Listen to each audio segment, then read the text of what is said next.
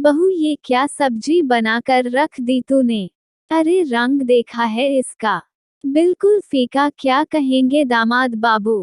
कोई काम तो ढंग से कर लिया कर। अर्चना जी अपनी बहू कामिनी को डांटते हुए बोली। माँ जी, पता नहीं इस बार के मसाले कैसे आए हैं, जितने भी डाल लो खाने में रंग ही नहीं आता। कामिनी नजरें झुकाते हुए बोली। चल, ज्यादा बहाने मत बना। मान क्यों नहीं लेती कि तुझे बनाना ही नहीं आता? और ये देख, मेज पर चाय का दाग लगा हुआ है, वो भी साफ नहीं किया। इसने तो नाक में दम कर रखा है। कामिनी चुपचाप बाकी के काम निपटाने रसोई में चली गई। ये तो रोज ही होता था। जब तक कामिनी के काम में अर्चना जी कोई कमी नहीं निकाल लेती, उनका दिन शुरू नहीं होता था। कामिनी बिन माँ की बच्ची थी। शादी के बाद जब अर्चना जी को देखा तो उनमें ही वो अपनी माँ को तलाश करती थी, लेकिन अर्चना जी तो उसकी सास थी ना। अर्चना जी दिल की बुरी नहीं थी, लेकिन बहू को कुशल गृहिणी बनाने का जिम्मा उन्होंने जरूर उठा रखा था।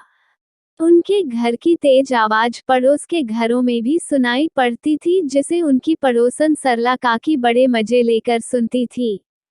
एक बार अर्चना जी को 2 दिनों के लिए अपने भाई के घर जाना पड़ा।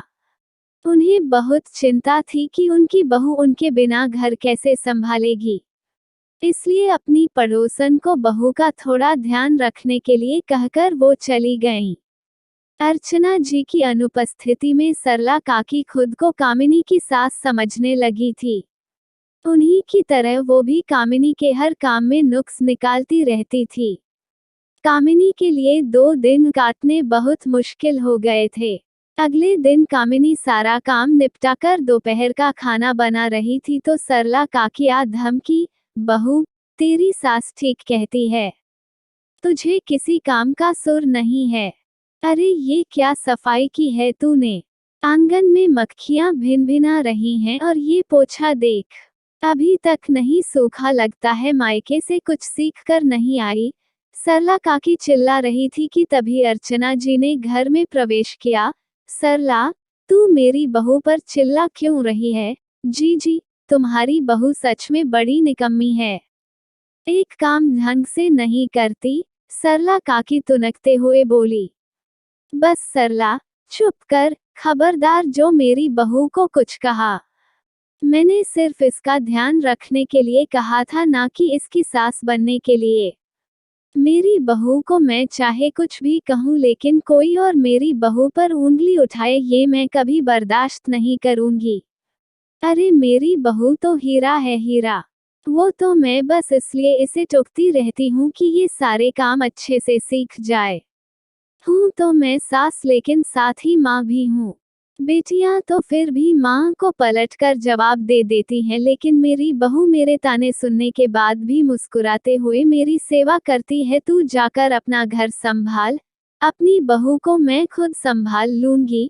सरला काकी अपना सा मुंह लेकर लौट गई और कामिनी अपनी सास से लिपट गई। माँ जी, आप कितनी अच्छी हैं।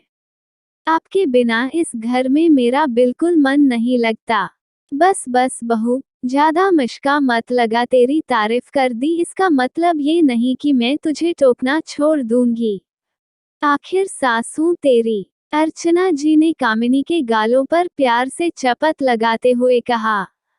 लेकिन कामिनी फिर भी अर्चना जी के गले में बाहें डाले लटकी रही, जैसे कितने दिनों बाद वो अपनी माँ से मिली है। सच में सास बहू का रिश्ता खट्टा मीठा होता है, जिससे रिश्तों में स्वाद बढ़ता है, वरना जीवन भी बिना मसाले के खाने की तरह बेस्वाद हो जाता है।